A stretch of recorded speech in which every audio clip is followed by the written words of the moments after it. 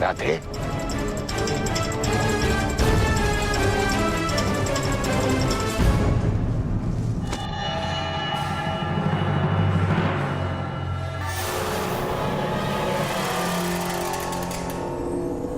इतने डंक साहब तुमने, तुम इस कीड़े को यहां से हटा भी सकते थे, इसे मृत्यु का द्वार भी दिखा सकते थे। अपने गुरु के विश्राम के लिए ये राधे कितना भी रक्त बहा सकता है, कितनी भी पीड़ा सह सकता है गुरुदेव। अपने गुरु की निद्रा के लिए इतना बड़ा त्याग, अपने प्राणों की भी चिंता किए बिना इतना विष सहा तुमने मुझे महाक्षत्रिय राजा शिवी का स्मरण करा दिया, जिसने एक कबूतर की रक्षा करने के लिए अपने हाथों से अपने शरीर का मांस काटा।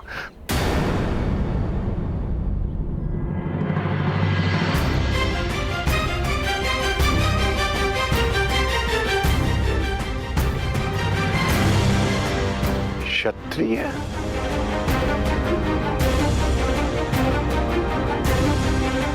कौन हो तुम राधे? कौन हो?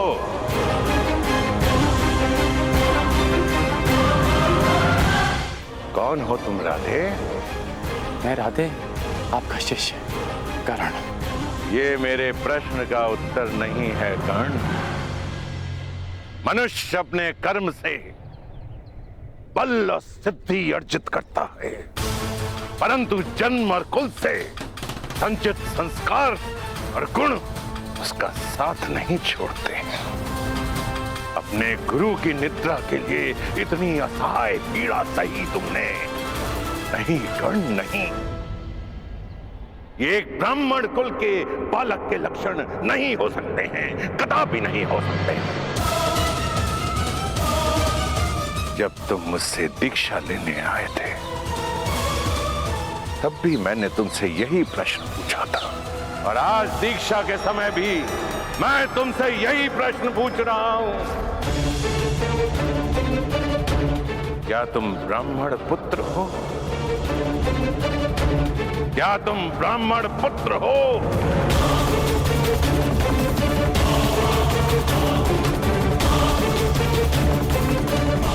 नहीं गुरुदेव,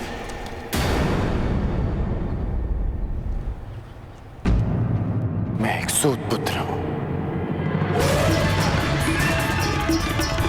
राधे कर्ण, अधिरथ का पुत्र कर्ण।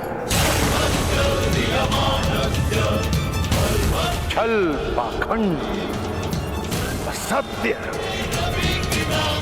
अपने गुरु से।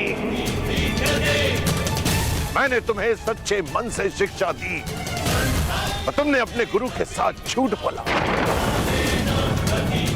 अपने गुरु के साथ छलावा। क्योंकि मुझे शस्त्र बल चाहिए था गुरुदेव,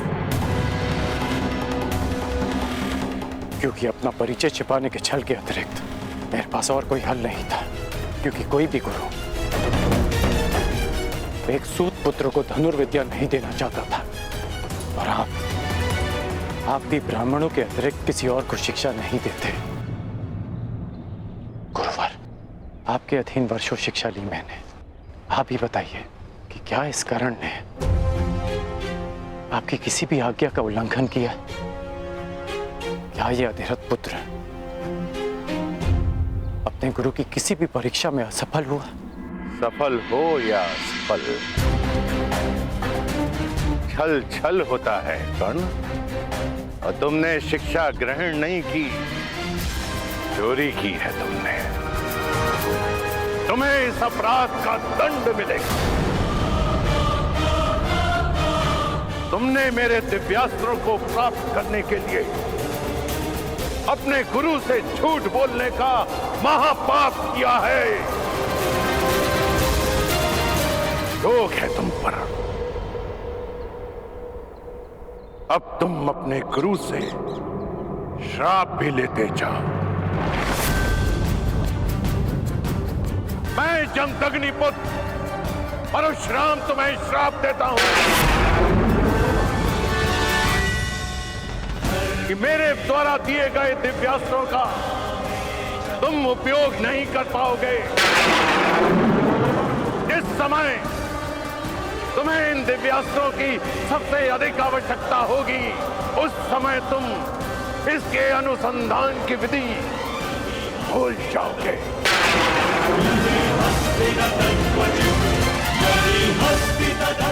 मेरे द्वारा दिए गए दिव्यास्त्रों का आवाहन नहीं कर पाओगे। ये मेरा श्राप है।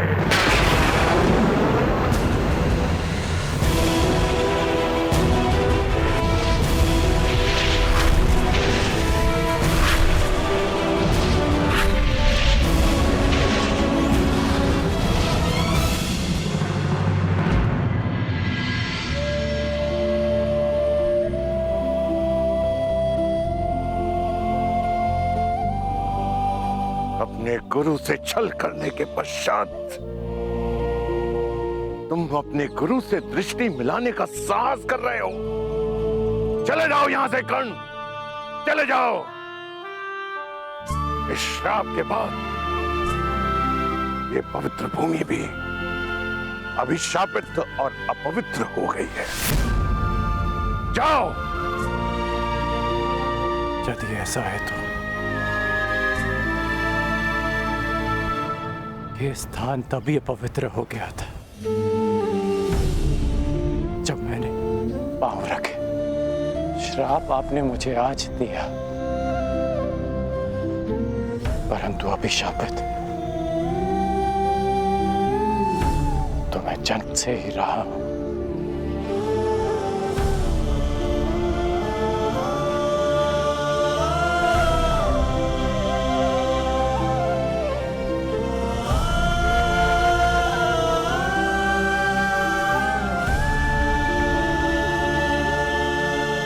मुझे कोई खेद नहीं कि मेरा जन्म एक सूत कुल में हुआ है।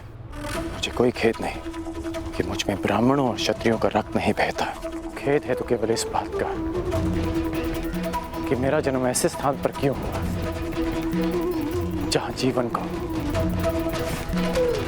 ब्राह्मणों और क्षत्रियों का दास माना जाता है। शास्त्रों में लिखा है कि मनुष्य की महानता और सफलता उसके गुण, उसकी मेधा से मापी जाती है। फिर क्यों किसी के जीवन पर उसके जन्म, जाति और कुल की छाप लगा दी जाती है गुरुदेव?